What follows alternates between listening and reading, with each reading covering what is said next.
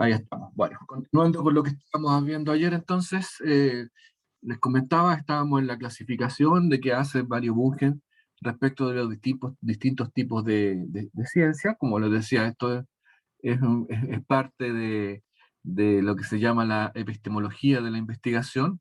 Y por cierto, lo que persigue la investigación científica es finalmente construir conocimiento, y el conocimiento se construye con los procesos indagativos, y los resultados de esos procesos indagativos, las conclusiones y todo lo que se logra recoger como información se va sistematizando en grandes teorías.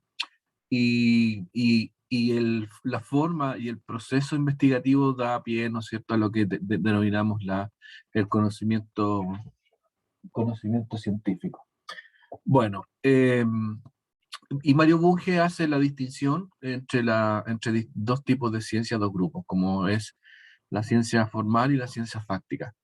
Y en la ciencia formal está la matemática y la filosofía, ¿no es cierto?, que se caracteriza porque, o Bunge la caracteriza como formales porque su objeto de estudio es la propia disciplina. Es decir, la matemática estudia la propia matemática y va construyendo dentro de la matemática. A diferencia de eso, o el otro grupo de ciencias que distingue Bunge son las que él denomina ciencias fácticas, que se preocupan de hechos que están fuera de la propia teoría que se va construyendo. Es decir, la teoría se construye a partir de hechos que están fuera de la propia teoría. Y ahí él hace una suerte de caracterización. Y yo diría que de esto lo más trascendente quizás sea que la propia ciencia trasciende los hechos que está observando. Es decir, la ciencia es capaz de establecer ciertas regularidades que dan pie a una generalización a un entorno mayor que el que se está investigando. Eh, es lo que uno normalmente conoce como la investigación de laboratorio, y que en el laboratorio se procesa información, se levantan hipótesis, se obtienen conclusiones, y de a partir de esas conclusiones se hacen generalizaciones. Eh, digamos, y estas ciencias fácticas, Bunge, o en ellas, Bunge instala, ¿no es cierto?, las que nosotros normalmente conocemos, como son las ciencias, o la clasificación que nosotros conocemos, que son las ciencias naturales y las ciencias sociales. Eh, por cierto, dentro de la ciencia fáctica, ¿no es cierto?, Bunge la distingue también por el tipo de conocimiento que se adquiere.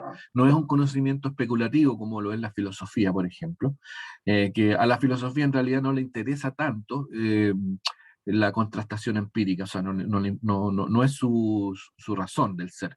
La filosofía trasciende un poco lo empírico, a diferencia de la ciencia fáctica, que se preocupa de lo empírico.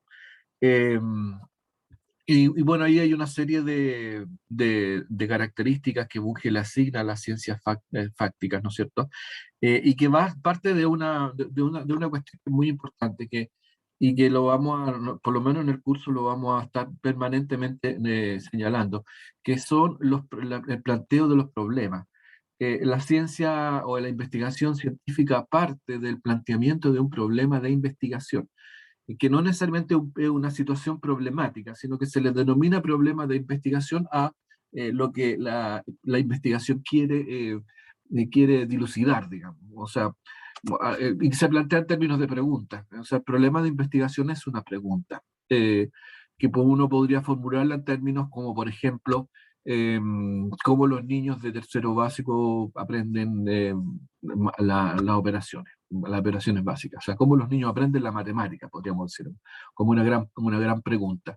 Entonces, un proceso indagativo que apunta a esa gran pregunta tiene como arranque ese problema, el problema que se señala allí, que es cómo los niños aprenden la matemática. Bueno, a partir de ese planteamiento del problema se desata de todo el proceso investigativo. Y por supuesto que es fundamental, como bien lo señala Bunge, que los problemas que se plantean deben ser problemas que estén planteados en forma muy clara, no deben ser ambiguos, o sea, tienen que ser muy nítidos. Bueno, el conocimiento científico va definiendo, por cierto, sus propios conceptos en esto del armado de la teoría, y en esto que comentábamos ayer, que es la creación de este mundo ficticio, ¿no? Ficticio en el lenguaje de Bunge, por cierto, que no necesariamente implica que no sea algo real, sino que simplemente que, es decir, es un mundo ficticio en el sentido de que es artificial, y que sirve como un modelo explicativo, pero que no es lo real, por cierto. Es una explicación de lo real, que son cosas diferentes. Tiene sus propios códigos, sus propios lenguajes. En el caso de las ciencias naturales, por supuesto, y por cierto que el lenguaje es la matemática. La matemática aquí ocupa un rol central y clave. En particular, en la física. La matemática en la física es la que le da al conocimiento científico un impulso trascendental. Sin la matemática, la física no podría haberse desarrollado de la forma en que lo ha hecho. Y esto también es válido para la química y también algunos aspectos relevantes de la biología. En biología en particular, la estadística. Eh, bueno, y el conocimiento, por cierto, que se genera, un conocimiento que se puede comunicar a través de la difusión, a través de la especialización. Y por sobre todas las cosas, es un conocimiento que es verificable. Esto es lo que distingue a la ciencia fáctica de la ciencia formal, que el conocimiento que se genera es verificable. En tanto no lo sea, es decir, mientras no sea verificable, por lo menos en las ciencias naturales, no se acepta como un conocimiento válido. Debe ser contrastado con fenómenos observables. Eh, y esta es la gran potencia de las ciencias naturales, que es capaz de generar estas verificaciones, y sea como contrastación de presupuestos, o sea, contrastación de consecuencias derivadas de la propia investigación, o también sea como el inicio de investigaciones. Eh, la ciencia, las ciencias fácticas operan en la experimentación, en la verificación constante y permanente. En ciencias sociales también se da, pero en un nivel, yo diría que menos, ¿cómo lo podríamos expresar? Eh, la palabra que se me viene a la cabeza es precario, pero suena un poco despectivo. Eh, eh, eh, es más difícil la verificación en ciencias sociales, para hacerlo bien concreto. Eh, la verificación de los postulados de las ciencias sociales muchas veces tardan, o para que se verifiquen son necesarios periodos de tiempo muy grandes, especialmente cuando se estudia los procesos sociales. Los procesos sociales son procesos de larga data. O en educación, piensen ustedes que si se quiere plantear un modelo educativo que mejore los aprendizajes de los niños en la matemática, por ejemplo, uno lo puede pensar, lo puede diseñar, el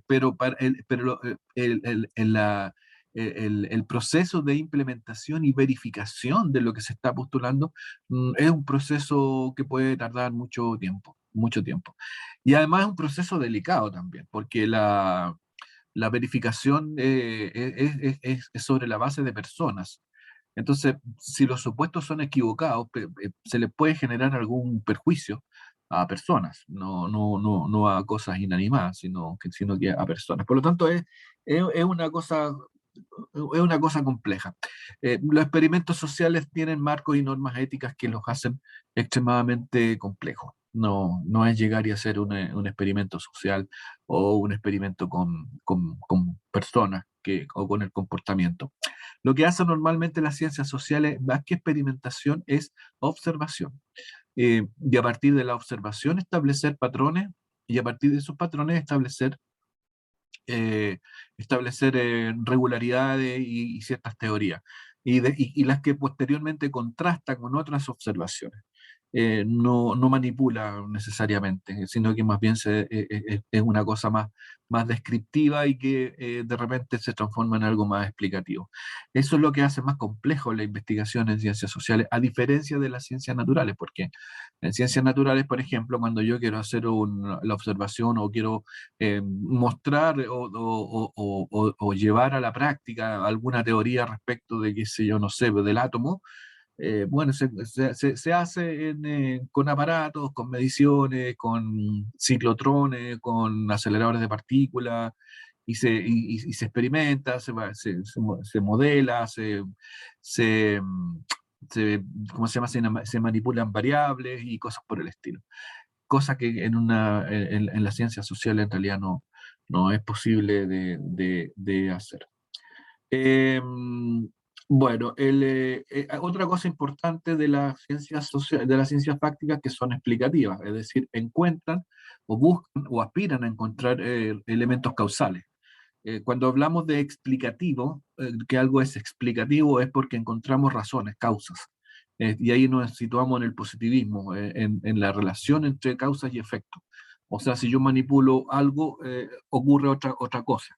Y esta otra cosa que ocurre se explica porque yo manipulé algo. Entonces ahí enlazamos un elemento que es causal y eh, que es propio de la aspiración de la ciencia, encontrar ese tipo de razones. En las ciencias naturales, por cierto, en particular en la química y en la física, esto se consigue a través de ecuaciones que tienen algoritmos, y que esos algoritmos tienen un significado dentro de la realidad.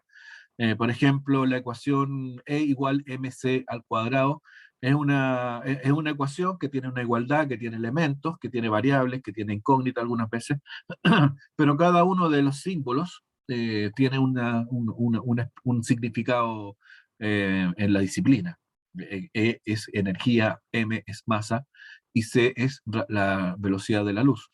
Eh, y además cada uno de esos símbolos que representa una cuestión física, eh, tiene su explicación, tiene su carga, tiene su conceptualización. O sea, cuando hablamos de energía, por ejemplo, tiene un significado. La energía no es un concepto ambiguo en física, no, tiene un significado muy preciso, o cuando se habla de la masa o cosas por el estilo.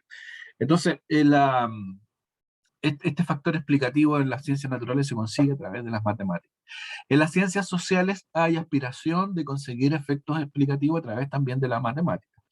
Y ahí vienen toda la familia de los estudios cuantitativos, que a partir de la generación de variables ¿cómo se llama? Siempre se me olvida la palabra, la codificación, o sea, que una conducta se pueda transformar en códigos, al código alfanumérico, que posteriormente se pueden tratar estadísticamente. Entonces, a partir de tratamientos estadísticos, las ciencias sociales buscan encontrar factores explicativos. Y a través de herramientas estadísticas como son, por ejemplo, las correlaciones con Pearson, por decir algo, o regresiones, o estudios factoriales, o cosas por el estilo, que son modelamientos estadísticos para el análisis de datos generados a partir de la observación. Y lo que uno observa son, en el caso de las ciencias sociales, son conductas, principalmente. Eh, que pueden ser medidas, por cierto, a través de test o a través de cuestionario o algo por el estilo. Entonces todo eso, cuando se hace un estudio, se observan conductas por un grupo importante de individuos, que puede ser en un estudio transversal, es decir, en un momento específico, longitudinales, digamos, como una secuencia temporal, y y se relaciona con otros tipos de caracterizaciones. eh, eh, Estoy pensando en lo siguiente: imagínense que uno quiere hacer un estudio respecto de cómo los niños que aprenden matemáticas, y uno puede decir, ya voy a medir el aprendizaje de los niños en matemáticas, y lo hago a través de test. y yo puedo tener una caracterización de ese aprendizaje en matemática de un conjunto de niños. No sé, supongamos que lo voy a hacer con los niños de enseñanza básica de toda la región metropolitana. Ahí puedo tener un universo de estudio, no sé, vamos a poner un número, 100.000 niños. Y yo puedo asociar a esos niños también ciertas características, como son, por ejemplo, el colegio de origen. Y yo puedo clasificar los colegios. Puedo decir colegio particular pagado, código 1, particular subvencionado, código 2, municipal, código 3, colegio rural, código 4, y así. Puedo hacer una caracterización de los niños respecto de su género o sexo, pues uno hombre, dos mujeres, a partir de la comuna donde habitan. Uno va a ser, no sé, por decir, uno va a ser, qué sé yo, partiendo del norte, uno va a ser Quilicura, dos va a ser Renca, tres va a ser Quinta Normal, cuatro va a ser Los Prados, cinco va a ser Pudahuel, y así le pongo un código a cada comuna. También lo puedo hacer a través de condición socioeconómica. Los niños que tienen condición socioeconómica o sus familias, uno va a ser condición socioeconómica alta, dos va a ser media, tres va a ser baja, por poner una clasificación. Y así puedo clasificar muchas cosas. Y después viene el análisis matemático a través de la estadística. Y yo puedo hacer ese análisis matemático y ver si existe alguna regularidad o algo que explique el aprendizaje en matemática de esos niños. Entonces, la matemática también está metida en las ciencias sociales de esta manera, a partir de los estudios cuantitativos. Pero también están los estudios cualitativos, que es otra historia y que después la vamos a comentar. Bueno, el conocimiento científico también para Bunge es un conocimiento que es predictivo. Y esta es una parte fundamental especialmente, o que se consigue especialmente en las ciencias naturales, más que en las ciencias sociales. Las ciencias naturales, en particular la física y la química, y la biología también, son capaces de armar un constructo que permite la predicción de fenómenos. Frente a la existencia de ciertas condiciones, se puede establecer que las cosas van a ocurrir de una manera. El impacto que tuvo la física en particular en el siglo XVIII en el conocimiento científico fue enorme, y se generó toda una corriente que es la corriente del positivismo, en donde se pensaba que ya no había mucho más que hacer en el conocimiento científico, a partir de esto, de lo predictivo, y además porque fue extremadamente potente. Y tan potente fue que a partir de la teoría digamos, la teoría fue capaz de predecir cosas que no se sabía que existían. Eh, eh, y corregir anomalías, en fin. O sea, para ponerlo bien claro, a ver si usted, aquí los voy a, a hacer una pregunta. ¿Alguien sabe de ustedes cómo se descubrió Neptuno, el planeta Neptuno? Pero la historia del descubrimiento del planeta Neptuno tiene mucho que ver con esto de lo predictivo de la ciencia. ¿Alguien ha escuchado alguna vez la historia de cómo se descubre la existencia de Neptuno? ¿No han oído hablar jamás de eso? Por lo menos, profe. ¿Sí? No, profe. No, profe, yo tampoco. Yo ¿No? tampoco, profe. No. ¿No? Bueno, la historia es más o menos así. La historia de Laplace fue quien lo hizo. La historia es más o menos así, contada a grandes rasgos, fue de la siguiente manera. Ya se sabía de la existencia, o sea, ya existía el conocimiento de la teoría de la gravitación universal de Isaac Newton, que permitía, ¿no es cierto?, describir y predecir la posición de los planetas. O sea, a partir de las ecuaciones de Newton se podía decir, mire, el 25 de septiembre a las 3 de la mañana Júpiter va a estar por ahí, en una posición medida con grados y qué sé yo. Eh, digamos, el avance de la instrumentación de medición, digamos, fue permitiendo hacer, por cierto, mediciones más precisas. Y cuando las mediciones se fueron haciendo más precisas, se fueron encontrando de anomalías, diferencias entre lo que decía la teoría, es decir, lo que la teoría estaba prediciendo, ¿sabe? Lo que estaba, la predicción de la teoría, no se contrastaba con la observación. Es decir, la teoría decía que Júpiter iba a estar en una posición, y la observación decía que Júpiter estaba en otra posición. Ahora, diferencias que eran, por cierto, mínimas, pero existía esa diferencia. Y además que y cada vez se hacía más recurrente esto en la posición de los planetas. Entonces, la comunidad científica ahí estaba en un problema. O se mejoraban los sistemas de medición o se mejoraba la teoría. Era digamos, era una dificultad más o menos grande. Y se llegó a tal punto que era un punto de inflexión. O sea, aquí el Newton está equivocado, porque no podemos hacer cuadrar esto, o hay alguna variable y un elemento que no estemos considerando. Entonces se formula una hipótesis, en el sentido de que la teoría se acepta como válida la teoría de Newton, y estas anomalías se explican por algo que no se estaba considerando. Y la consideración que se instala como hipótesis fue la existencia de otro planeta. Entonces, frente a esa hipótesis, los científicos dijeron, bueno, si la existencia de un planeta podría corregir toda esta anomalía. Y si este planeta existe, entonces, el 14 de noviembre a las 4 de la mañana va a estar en esta posición en el cielo, mirado desde tal parte del planeta. Entonces, los científicos dijeron, ok, vamos a ver si eso es verdad. Y el 14 de noviembre a las 4 de la mañana, en la posición que se supuso, estaba Neptuno. Y así se descubrió Neptuno, como una forma de predicción del conocimiento científico. Algo parecido ocurrió también con la teoría de la relatividad general.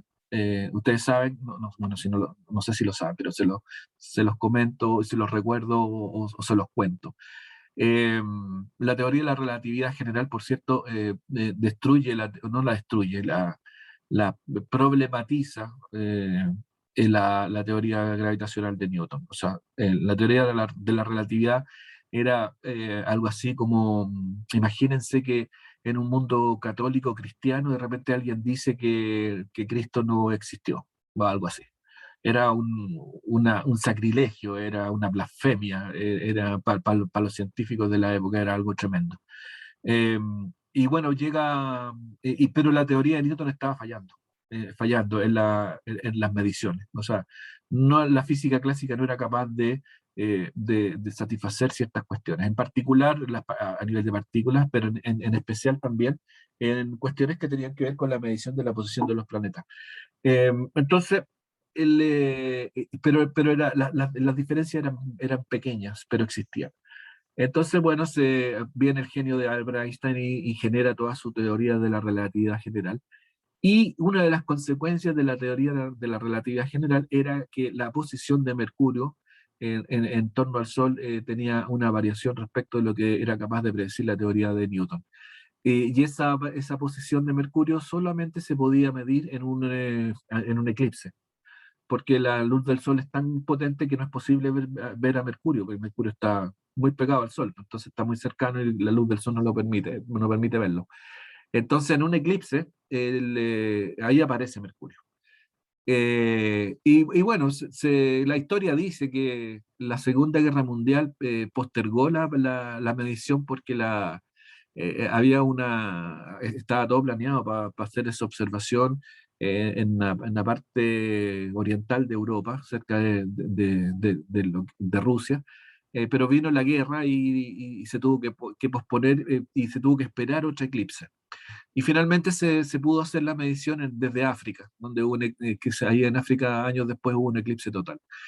Y ahí con los instrumentos de medición apropiados se midió la posición de Mercurio y triunfó la predicción que estaba en la teoría de la relatividad general. Y recién ahí la comunidad científica lo acepta, lo acepta definitivamente. Pero lo curioso es que, yo no sé si ustedes lo saben, pero el premio Nobel a Einstein no se lo entregan por la teoría de la relatividad general, se lo entregan por otro estudio del efecto fotoeléctrico. Y eso era porque la teoría de la relatividad general tenía mucha resistencia porque echaba por tierra, eh, o superaba, más bien dicho, a la teoría de Newton. Bueno, entonces el conocimiento científico es predictivo. es predictivo, según lo que establece o las categorías de Bunge. Y algo de razón tiene por lo menos en las ciencias naturales. Ahora, en ciencias sociales, lo predictivo es bastante más escaso, para ser bien honesto. No hay grandes teorías en las ciencias sociales, no existen grandes teorías que puedan anticiparse a hechos. No existe una gran teoría. La sociología algo se acerca, pero de manera muy indirecta y además con procesos muy largos.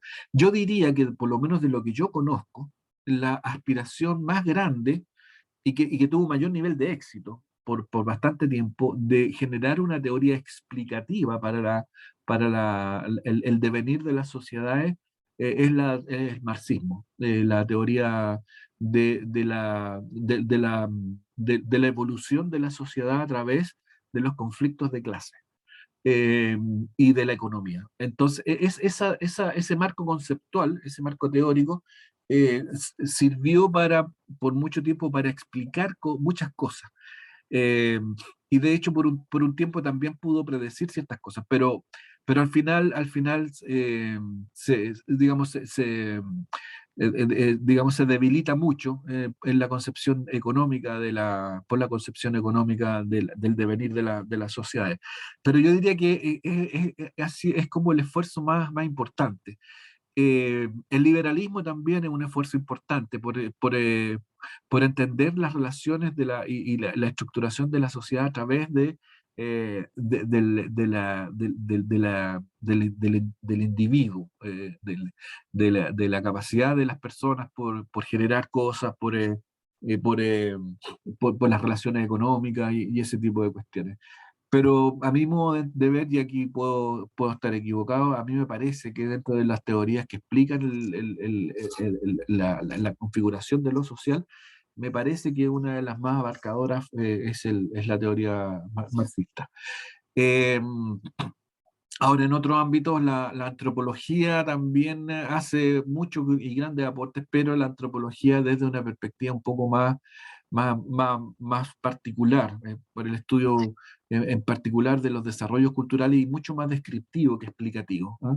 Eh, Ahora, a todo esto hay que entender también que la teoría marxista se desarrolla en el siglo XVIII, siglo XIX, el siglo XIX en particular, y recoge toda la tradición positivista que provenía del avance de la ciencia. O sea, en la historia han habido muchos intentos por trasladar desde la ciencia, de particular desde la física, las visiones hacia las ciencias sociales y casi todos han fracasado. Eh, bueno, y por último, la ciencia es abierta porque está en permanente revisión. De eso hay mucha experiencia, digamos, o sea, o muchas constataciones históricas, digamos, que grandes teorías científicas son reemplazadas por otras o son ampliadas y permanentemente se va revisando. Ahora, nuestro tema, digamos, como profes y como personas que nos interesa investigar en educación, por cierto, son las ciencias sociales. Lo de Bunge es una categorización, es como para entrarle al tema, para saber más o menos de qué estamos hablando, por lo menos desde una perspectiva, cuando hablamos de lo científico. Ahora, las ciencias sociales, aquí podemos distinguir distintas disciplinas dentro de las ciencias sociales. Por cierto, la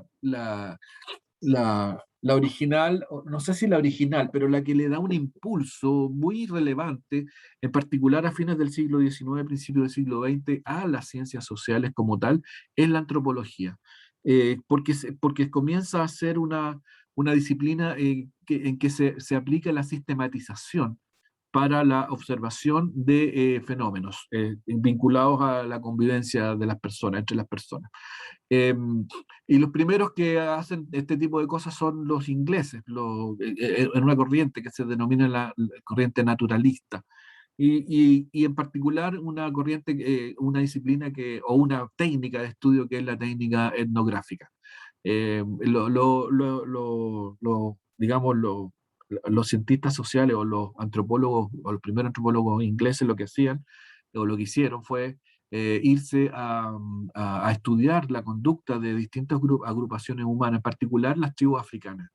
Y ellos lo que hacían era insertarse en ese medio para poder a través de la observación entender cómo funcionaban y cuáles eran los códigos y la cultura y esas cosas.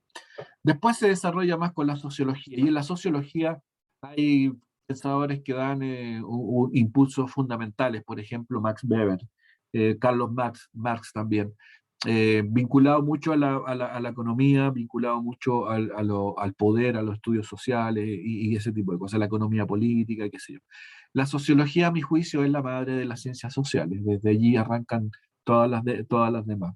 La historia también es una disciplina muy relevante que que se empieza a, a, a, a instalar como una ciencia social también durante el siglo XX. La ciencia política también es una disciplina que se puede digamos, o que se podría decir que está contenida dentro de la ciencia, dentro de la sociología, que es como una parte de la sociología, que es básicamente el estudio del poder, cómo es la organización de las sociedades y cómo se distribuye el poder dentro de las mismas. La psicología también es otra área, el estudio del comportamiento de las personas. Y por último tenemos la pedagogía. Eh, Algunos hablan de las ciencias de la educación. Yo no me atrevería tanto. Yo creo que la pedagogía más bien es una disciplina que utiliza el conocimiento acumulado en otras ciencias. Pero esto digamos, ¿cómo se llama? Eh, ¿Cómo decirlo? No es una posición, sino que es una percepción personal. Yo creo que la educación no le alcanza para el estatus de ciencia, pero sí, pero sí es una disciplina que se preocupa de un hecho fundamental eh, y que tiene, y que tiene arraigo o que tiene herramientas que vienen desde otras partes, como es, por ejemplo, desde la psicología, desde de la sociología, desde la antropología. Eh, por ejemplo, les cuento, el, ayer estuve conversando con una compañera de ustedes que quiere hacer un trabajo de titulación muy entretenido, que se trata de la multiculturalidad, la enseñanza de la matemática en ambientes multiculturales. Y conversando con ella y yo tratando informándome sobre cuestiones de este tipo, me topé con un concepto que yo no conocía, que es la etnomatemática, no lo conocía como concepto, que básicamente es las concepciones de la matemática en distintos pueblos, en distintas culturas. Nosotros tenemos, por cierto, vivimos, estamos inmersos en la cultura greco-romana, la cultura occidental, y esta cultura desarrolla una forma de entender y de manipular o de movernos dentro de lo que conocemos como la matemática. Pero no es la única, hay otras, hay otras. Los pueblos originarios tenían una manera un poco diferente de entender fenómenos matemáticos. Y yo lo encontré extremadamente interesante. Bueno, y desde ahí, por cierto, los propios pueblos tenían sus formas de aprendizaje de la disciplina. Digamos, ahí para la educación uno puede vincular el fenómeno del aprendizaje con lo etnográfico, con los estudios etnográficos de distintas culturas. Y para eso para poder estudiar eso, evidentemente digamos, un estudio como ese se debe nutrir de la antropología. Bueno, la psicología, qué decir, o sea, y también ahora último, y digo ahora último, los últimos 20 años, quizás, se está desarrollando con mucha más fuerza la neurociencia y que es la forma en que nosotros como seres humanos logramos aprender a partir del funcionamiento de nuestro cerebro. Y y considerándonos, por cierto, como lo que somos, que entes biológicos. Entonces, desde la educación también se puede nutrir desde el conocimiento que viene desde ahí, pues, de la neurociencia, desde la biología. Bueno, pero aquí hay entonces disciplinas que caben dentro de lo que conocemos como las ciencias sociales. Ahora, cuando nosotros decimos investigación en educación, ¿qué podemos investigar? Si yo les digo a ustedes, eh, chicos, estamos en un curso de metodología de la investigación para la educación matemática, así se llama este curso. Eh, o si ustedes tienen que comentarle a alguien, bueno, y este curso ya es metodología de la investigación, ¿y qué es lo que investigan? ¿Cuál sería la motivación? ¿Cuál sería el objeto? ¿Cuál sería un problema? ¿Qué cosas se pueden investigar en educación? ¿Qué responderían ustedes? ¿Qué se les ocurre? Mm, Hay muchas áreas que estudiar ahí, pues, profe. Pero nómbrame El una, dos. objeto principal yo creo que serían como los estudiantes, o cómo aprenden, o cómo estudian, como por ahí. ¿Cómo aprender, cierto? Sí, como Sí, perfecto. Ahí tenemos un objeto. ligado a la enseñanza y aprendizaje dentro de un contexto educativo. Ya, pero tú ahí haces digamos, ahí tú planteas dos dimensiones que son, eh, que digamos, que no estoy negando lo que tú dices, todo lo contrario, lo confirmo, lo reafirmo, pero tú abres dos caminos al tiro, dos focos de investigación. ¿Cuáles serían esos según lo que tú dijiste, Camila? Un foco, ¿cuál sería? El cómo enseñar o Ese, ese, algo, ese es un algo foco. así y el cómo se aprende. Ese es otro foco. Son dos procesos Ujú, distintos. Porque una ujú. cosa es la enseñanza y otra cosa es el aprendizaje. Son dos cosas diferentes. O que se pueden aislar una de la otra, o que no sé si se pueden aislar. Se pueden tratar como objetos de estudio diferentes, ¿no? En la enseñanza, ¿qué podemos estudiar? ¿Qué cosa se le ocurre cuando hablamos de la enseñanza? Metodologías. Los marcos metodológicos, exactamente, metodológico, la didáctica, la Ujú. didáctica. Y en el aprendizaje podemos vincularlo con otras cosas como son cuestiones que tienen que ver por ejemplo, con la neurociencia, por ejemplo. Pero ahí tenemos ya por lo menos dos áreas de trabajo en particular y que le podemos poner el apellido, la enseñanza o la didáctica o la metodología en educación matemática. Y ahí tenemos un campo grande. Ahora, dentro de eso, de la enseñanza en educación matemática, eh, podemos abrir muchos campos más pequeños que los podemos enfocar en algunas cosas, como son, por ejemplo, no sé, pues diseños didácticos para la enseñanza de la geometría no euclidiana, por decir algo, ¿no? O la didáctica de la geometría vinculada con procesos personales de la vida cotidiana, por decir otra cosa, o la didáctica de la estadística vinculada a procesos sociales, por decir cualquier cosa. Ahí nos enfocamos en un estudio, o sea, nos enfocamos en un ámbito que es la educación matemática de la enseñanza. Y de la perspectiva del aprendizaje, también, cómo los niños aprenden mejor. Y ahí podemos hablar de muchas cosas, cuestiones que tienen que ver, por ejemplo, con el aprendizaje, con qué factores se asocia normalmente el aprendizaje.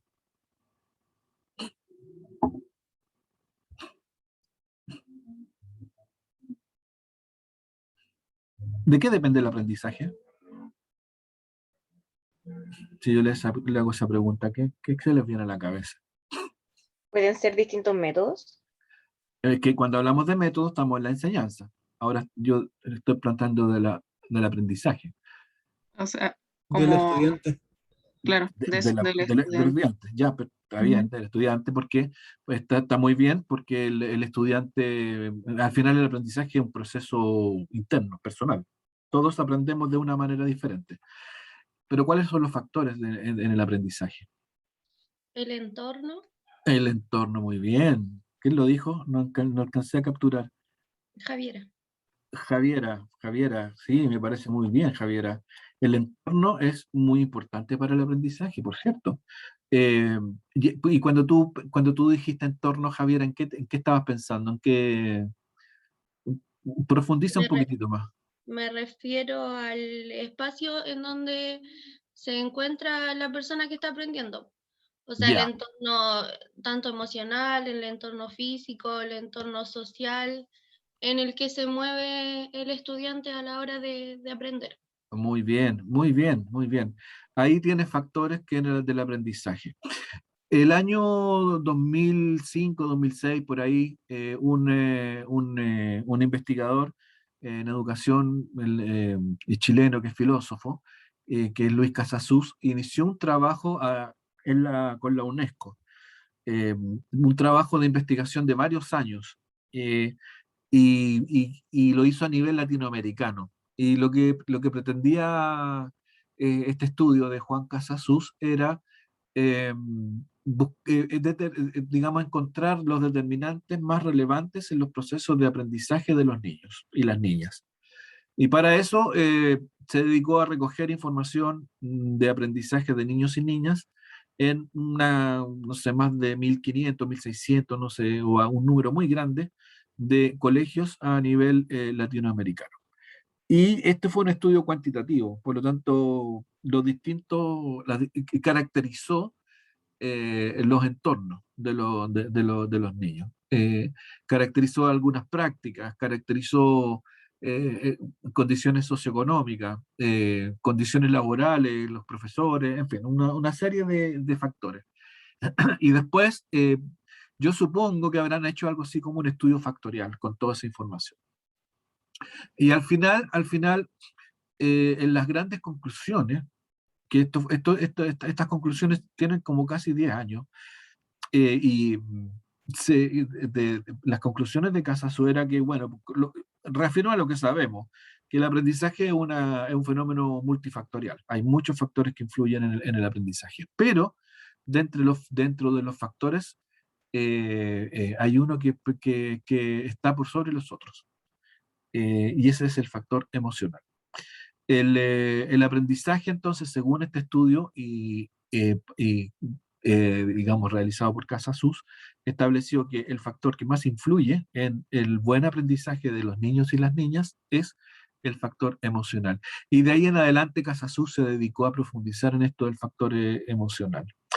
En matemática, por cierto, hay un factor emocional que está estudiado, no sé si ustedes lo ubican, no sé si tú, Javi, que tocaste el tema de las emociones, ¿tú sabes cuál es el factor emocional o que está estudiado y que influye en el aprendizaje de las matemáticas en niños y niñas? Yo no lo sé así como decirle, oh, este es.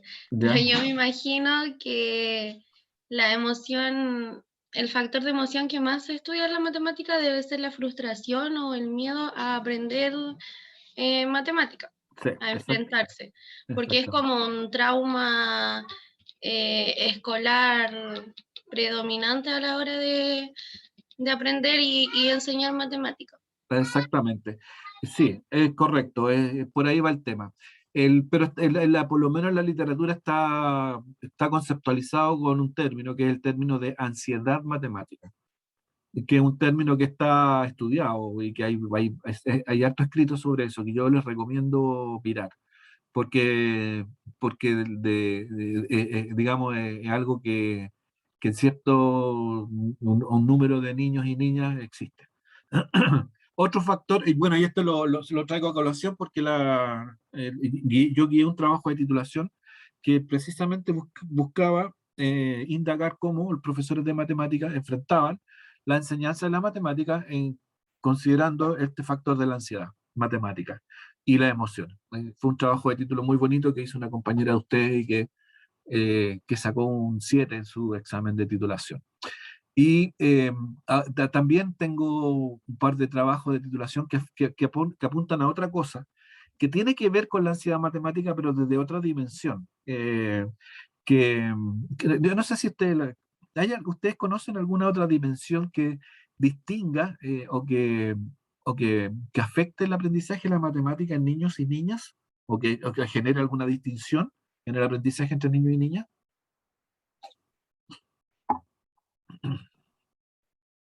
¿Podrían ser como las necesidades educativas especiales? La necesidad educativa especial, no estoy pensando en eso, pero sí también eso es un factor importante, por cierto, por cierto. Lo que pasa, pero eso afecta a una población que que es pequeña, ¿no? Por eso no es importante, pero es pequeña. Yo estoy pensando en algo más grande, que es como más generalizado. El capital cultural. El capital cultural, no es precisamente, porque el capital cultural puede influir. De hecho, Casasul lo menciona como uno de los factores dentro del aprendizaje en general. Pero hay un elemento que en el estudio de la matemática o el aprendizaje de la matemática está presente, que es más potente y que incluso ¿cómo se llama? Eh, es transversal a los capitales culturales. Es decir, porque el capital cultural normalmente está asociado a las condiciones socioeconómicas. Lo que yo estoy tratando de que me digan no está ahí. Usted, Profe, ¿sí? que la matemática es jerárquica, por lo tanto importa mucho en lo que ya sabe el estudiante, ¿puede ser algo así? Lo de jerárquica tiene que ver con lo de jerárquico, pero lo que pasa es que cuando tú lo planteas en esos términos, lo que ya saben, estamos hablando de otra cosa, estamos hablando de que pues, se puede acercar a lo que señalaba, me parece que Raúl, si no me equivoco, respecto de capitales culturales. Profe, ¿puede repetir la pregunta? Se me fue como la idea. Es como un elemento distintivo del aprendizaje de la matemática que uno lo puede constatar fácilmente, distintivo como factor en el aprendizaje entre los niños y las niñas. Se me viene a la mente, profe, con eso, lo del error, ¿puede ser? La ¿El error? inseguridad que tienen en aprender por el error de la Eh, matemática. mm, la inseguridad por aprender es el factor, pero no es por el error, es por el género. Miren, no lo hubiera relacionado. ¿Ustedes han visto la cantidad de mujeres que estudian ciencias, no pedagogía en matemáticas, sino que en las carreras, ¿cómo se llaman? STEM, las carreras de ciencia y tecnología? Sí, ¿Han, vi- son muy han- pocas. han visto Sí, la diferencia que hay? sí. O sea, hay una brecha de género en el estudio de las carreras asociadas a las matemáticas. Y eso está ahí, es cuestión de verlo. Están las estadísticas en Chile y fuera de Chile. Eh, o los resultados de las pruebas estandarizadas en matemáticas. Hay una diferencia entre hombres y mujeres y que trasciende los capitales culturales y trasciende los conocimientos previos porque es transversal. Da lo mismo si hablamos de colegios particulares pagados o de colegios municipales, da igual, existe la diferencia. Eh, y bueno, ¿por qué lo traigo a colación? Porque también me estoy trabajando con un par de estudiantes este tema, el tema de la brecha de género en la educación matemática y cómo se enfrenta. Eh, eh, pero es un tema que uno de repente lo sorprende, uno cree que las cosas son de otra manera, pero la diferencia de ustedes es que aquí, claro, en el curso y en la carrera el número de hombres y mujeres es más o menos parejo, y si es que no, hay más mujeres que hombres, pero tiene que ver con la pedagogía. No, yo estoy hablando de carreras como ingeniería, las ingenierías en general, por ejemplo. Yo tengo una hija ingeniera que estudió en la USACH y era de un curso de 60, eran 5, 6, 7 mujeres y el resto eran puros hombres.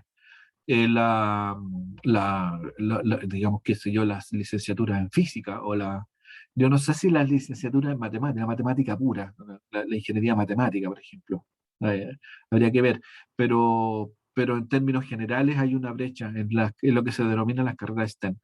Eh, Así como, bueno, esa brecha de género se explica por un factor que trasciende que al parecer hay un estereotipo de género. Las niñitas son buenas para cierto tipo de carrera y los niñitos son buenos para otro tipo de carrera. Y aquí no hablo de una cosa que la podamos calificar como de maldad, no, es una realidad, está ahí, el peso cultural del género que al parecer está presente en la matemática. Bueno, entonces, ahí mencionamos algunas cosas que son objeto de estudio en investigación. Bueno, yo aquí en esta presentación trato de hacer como una suerte de disección de cosas que se pueden estudiar en educación. Eh, Esto es de mi cosecha, no tiene ningún autor, pero lo que les quiero aquí mostrar es cuáles son los focos que uno puede encontrar de estudio en nuestra disciplina. Por ejemplo, en términos generales, la pedagogía se puede estudiar considerando un marco institucional que tiene que ver con cómo se organiza un sistema educativo en un país. O sea, aquí entramos en la dimensión política de la organización de la educación. La educación siempre es sujeto, más que la pedagogía, o sea, la pedagogía, esto está tan empiricado, eh, la pedagogía tiene dos dimensiones. Una dimensión en la que se da al interior del aula y otra dimensión es en la dimensión, el peso social que se le da a la educación. Por eso es que todo esto tiene un marco institucional. Siempre es objeto de disputa la educación, ¿ah? Yo diría que más antes que ahora, pero por mucho tiempo, las definiciones en educación tenían mucho que ver con la construcción de algún tipo de hegemonía cultural.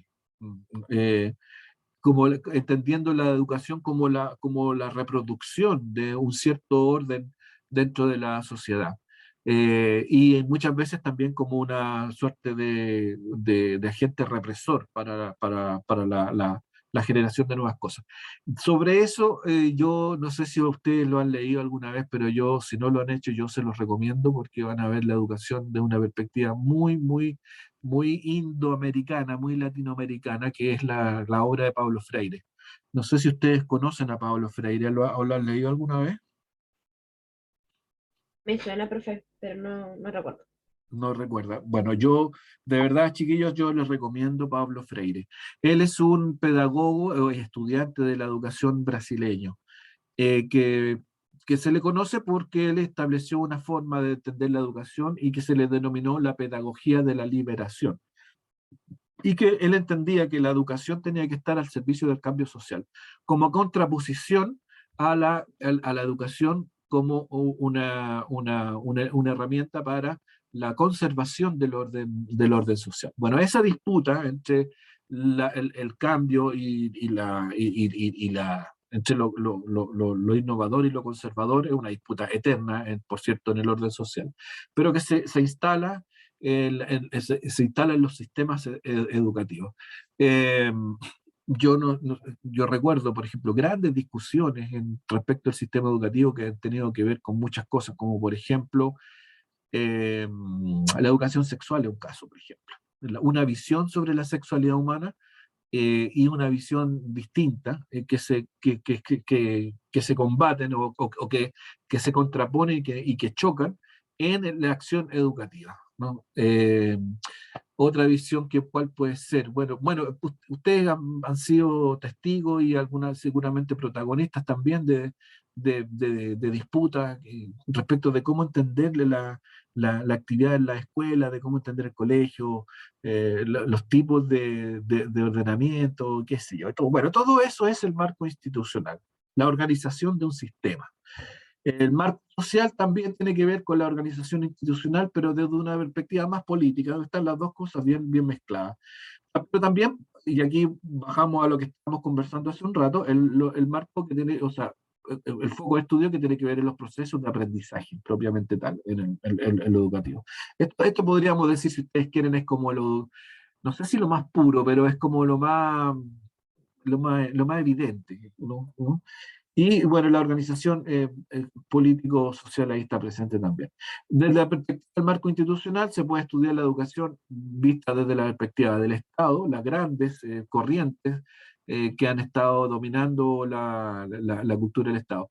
La última gran corriente que operó en nuestro país, por cierto, instala a la educación en una dimensión, ¿cómo podríamos llamarla? Individualista, muy individualista. Eh, y que tiene su expresión en cuestiones tan simples como, por ejemplo, cómo entendemos los procesos evaluativos, ¿eh? Esto es muy loco porque eh, porque los procesos evaluativos se pueden entender de varias maneras, no son neutros. Eh, y, y cuando digo entender, ese es el significado que se le asigna a una calificación. La calificación como el reflejo de un aprendizaje, o la calificación como el reflejo de un proceso, o la calificación como la consecución de una meta, o la calificación como la consecución de un estatus social. Eh, o como el símbolo del éxito. O sea, una nota 7, por ejemplo, en cualquier, da lo mismo la asignatura, exactamente igual, puede significar todas esas cosas. Puede significar todas esas cosas. Uno puede decir, me saqué un 7, qué bueno, aprendí. O uno puede decir, me saqué un 7, soy un tipo exitoso. O me saqué un 7, soy mejor que todo el resto, ¿no? Tiene una lectura, tiene una dimensión.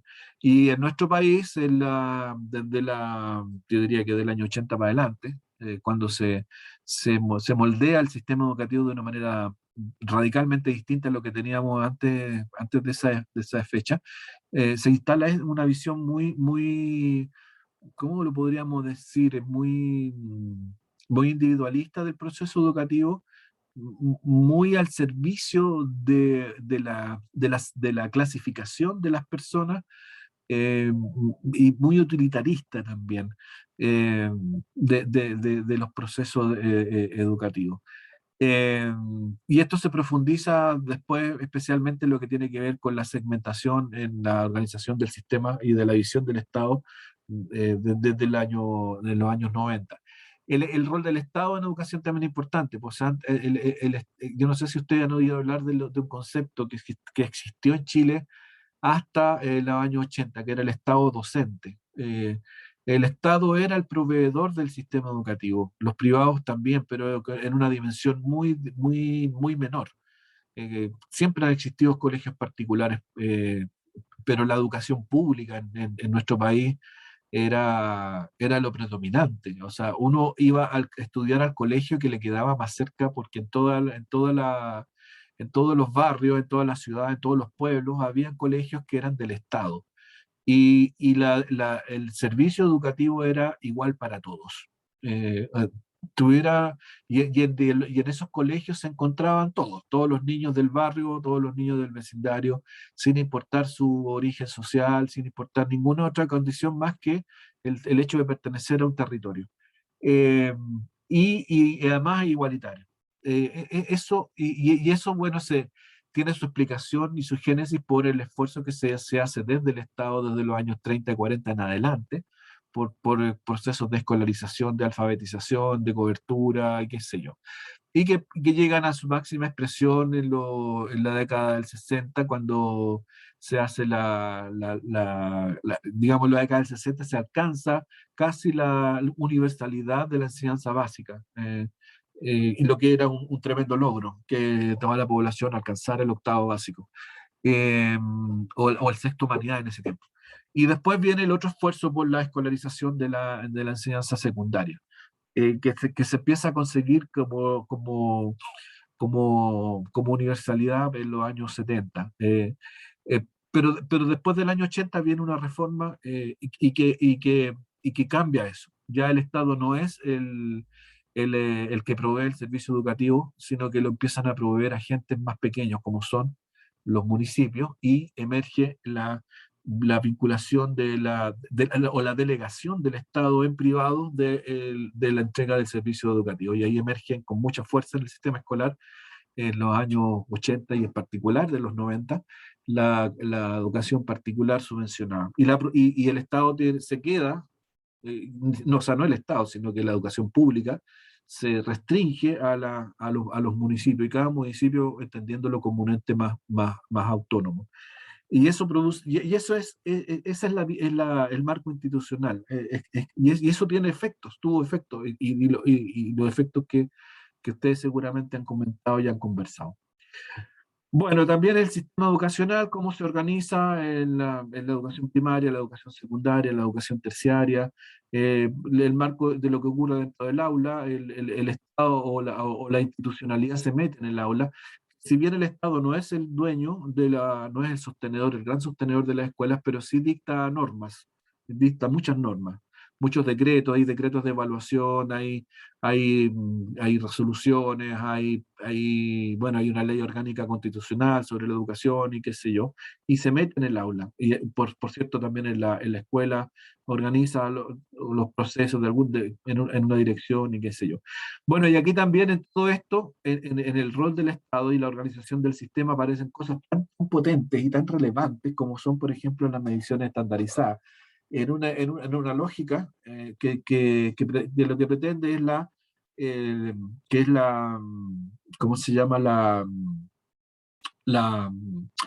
la calificación, la estratificación, de la educación, de lo que se denomina, y entre comillas, el servicio educativo.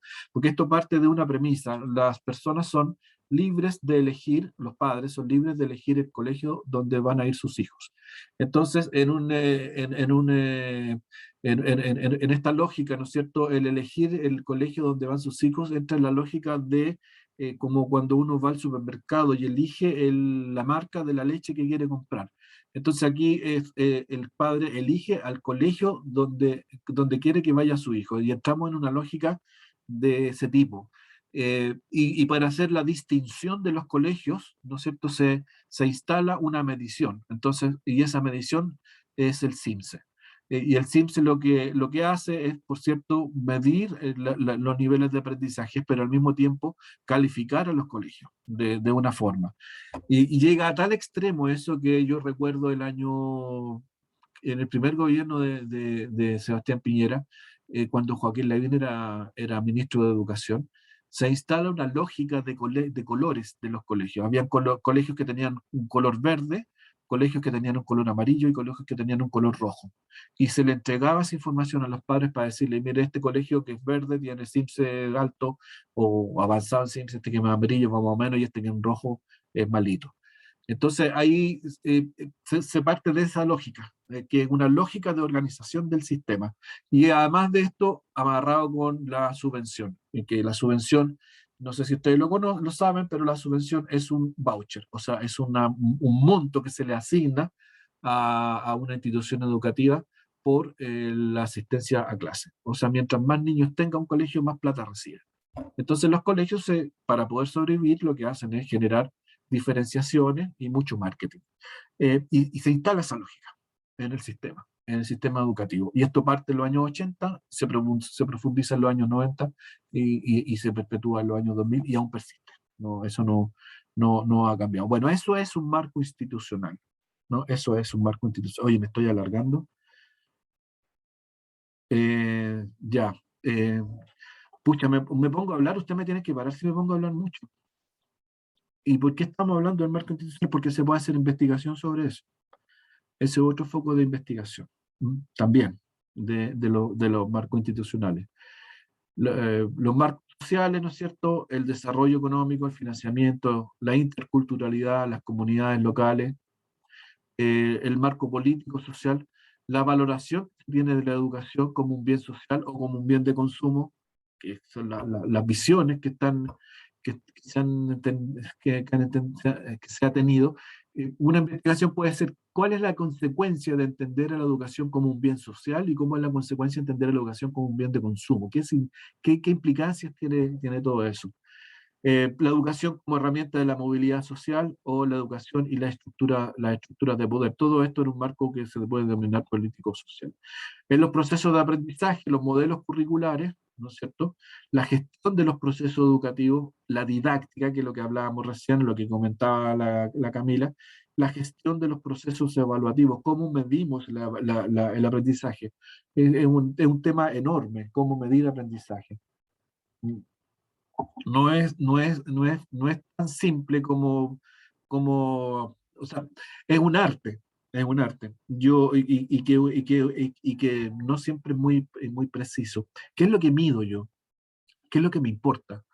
¿Voy a medir proceso? ¿Voy a medir resultado? Esa es una definición que tiene una implicancia enorme en cómo entendemos el proceso, el aprendizaje.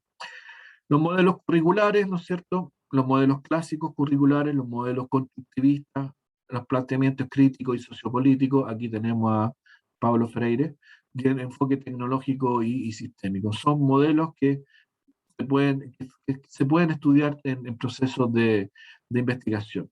La gestión de los procesos, que tiene que ver con la administración, bueno, aquí lo van a ver ustedes el próximo semestre, gestión educacional, pero cómo se entiende la forma en que se organizan las escuelas, desde los procesos educativos, o sea, cómo entender esto de la gestión, el liderazgo escolar y todos esos temas que son muy importantes.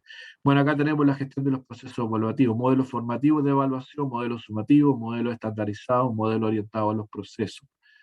En fin, la didáctica en general, la didáctica crítica, la didáctica integradora, la didáctica diferencial, cómo entendemos estas cosas en el ejercicio de la profesión y cómo cada una de esas puede llevar a procesos de investigación. Bueno, todas estas cosas se las menciono para tratar de responder la pregunta que hice al comienzo. Cuando hablamos de educación o investigación en educación, ¿qué podemos investigar? Y como ustedes pueden ver, podemos investigar muchísimo, muchísimo. Esa es es como la gran conclusión. Más allá de, por cierto, el foco principal de la educación, que siempre es el aprendizaje.